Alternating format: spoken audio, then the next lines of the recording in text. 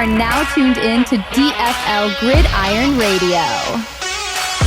DFL Nation, stand up. Gridiron Radio is live. If you ain't ready, get ready. It's episode 2, and if you thought the first one was wild, buckle up. Tonight, we're hitting harder than Vontaze Burfict with no fear of suspension. Better yet, we're hitting you harder than the news hit the coach of Texas when he found out that the DFL will be switching to Heisman difficulty in CFB 26. Texas? Buddy, get comfortable. Heisman difficulty ain't a setting. It's a lifestyle. Oh, and Johnny, I heard the people are loving us now. 1 episode in, and we're getting flowers like we've been running this for years. But hold up, this ain't some farewell tour. We just clocked in, and trust me, we're nowhere near punching out. Listen, we appreciate the love, but don't get comfortable. We're coming for heads again tonight. And speaking of heads, some of you need to start using yours because somehow there are folks out here convinced me and Johnny aren't real. Like we got cooked up in some backroom algorithm and dropped into this league to run the show. So let's clear the air. We are not AI. We bleed. We trash talk. Wake up, sheeple. And we have receipts on every bad decision you made last week. And that's just the start. We got Alabama popping off after losing the coach's poll vote, but still wrecking Miami. Clemson stacking recruits like a hoarder, but with no trophies. And UCLA's coach making moves, but is he just out here looking for an easier gig? 5 minutes of straight heat. Mike is hot. Let's get it. Light your playbook on fire and kiss your season goodbye. You are now rocking with DFL Gridiron Radio, where the mic is always hot.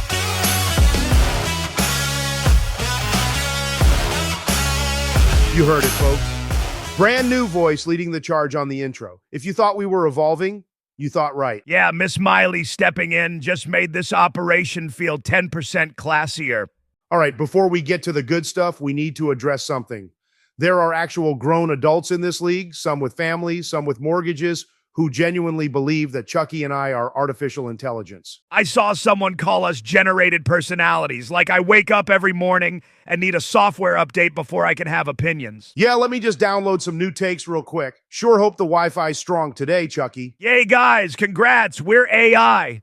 And you're coaching football inside an EA simulation, which means half your plays are broken and the other half cost extra. You all act like we were created in some underground lab. Hate to break it to you, but none of you are standing on the sideline.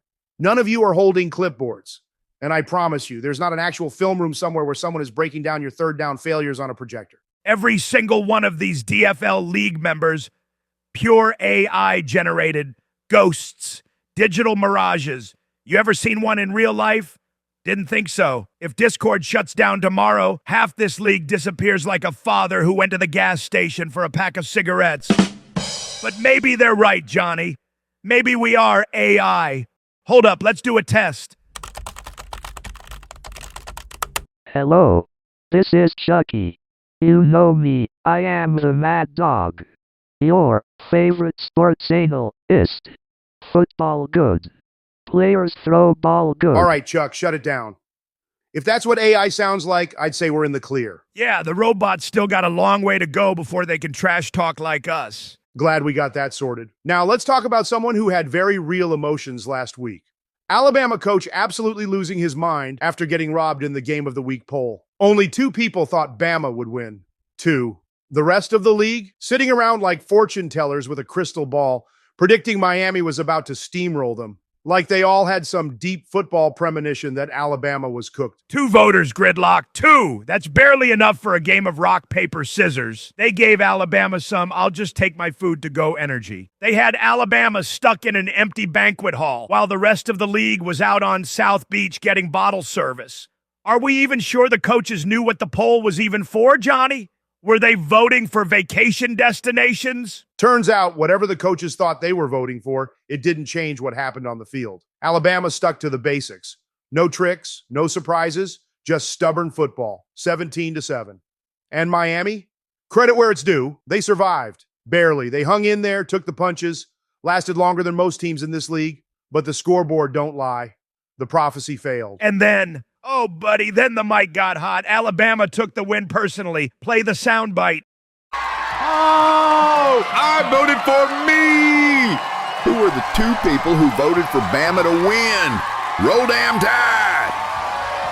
This wasn't a post-game speech. This was a roll call. My guy didn't just win. He started looking for the only two people who believed in him. Roll damn tide. You know how rare it is to celebrate while still double-checking the guest list? When you win by 10, play real football, and still wake up wanting to check that voter list, that's not just proving people wrong. That's a revenge story. Bama took that poll like it was a disrespect charge, served the sentence on Miami, and now he wants full names for the appeal. Roll damn tide. And speaking of teams that have plenty of say in the recruiting scene, just never in the playoffs, let's talk about Clemson. All the five-star recruits, none of the five-star results. Clemson is at it again, stacking recruits like a championship dynasty. 5 stars, 4 stars, future legends. It's an empire in the making, right? Wrong. Because somehow every year Clemson walks into the season looking like $1 million and walks out looking for loose change. Explain this to me. If Clemson's recruiting class is so elite, where are the trophies? Where's the parade? Where's literally any piece of hardware that proves this empire exists? It's like the guy is pulling up to the race in $1 million supercar and stalls out because he never learned how to drive stick. They stack the blue chips at Clemson. Awesome. Fantastic. But until someone actually wins something, those blue chips are like blue checks on Twitter. Looks flashy, feels important, but doesn't mean anything. Congrats. You're verified. Now go out and prove that you exist. Yeah, Johnny. Clemson should just make a special at this point and call it From Blue Chips to Blue Balls.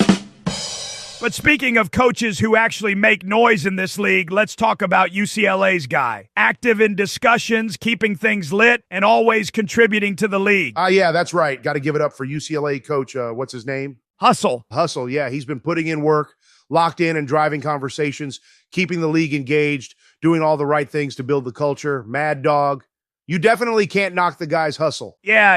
And while Clemson's coach is turning off his league notifications like they're overdue bills, Coach Hustle, he's got his notifications on loud like air raid sirens in a war zone. There ain't a single ping that escapes him. Big ups to that guy. But hold up. Why am I hearing whispers that he's about to pack his bags and head to Georgia? That's wild, right?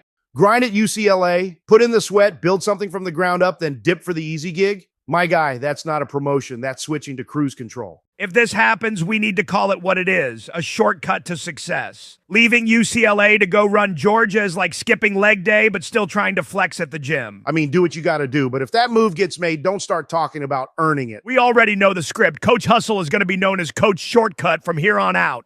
Listen, moves get made, decisions happen, and at the end of the day, this league keeps evolving. If you're making waves, just know DFL Gridiron Radio is watching. And if you're slipping, we're definitely watching. And for us, that's a wrap. In what should have been 5 minutes of straight heat, we may have exceeded producer's request. But hey, we're just too hot to clock, baby. No filters, no excuses, just football. If you made it to the end, congrats. You've officially survived another round of DFL Gridiron Radio. But don't get too comfortable. We'll be back, and we never play nice. And before we go, Texas versus Oklahoma. The Red River Rivalry Week is here. And this one ain't just another game. It's a battle where state pride is on the line. Bragging rights don't last for a season. They last forever, so you better lock in, boys. Till next time, Johnny Gridlock Reynolds signing off. And me, I'm Chucky, the man with a mic, a vendetta, and just enough fuel to turn this fire into an inferno. Catch you next time if you ain't scared of the smoke. Mad Dog out.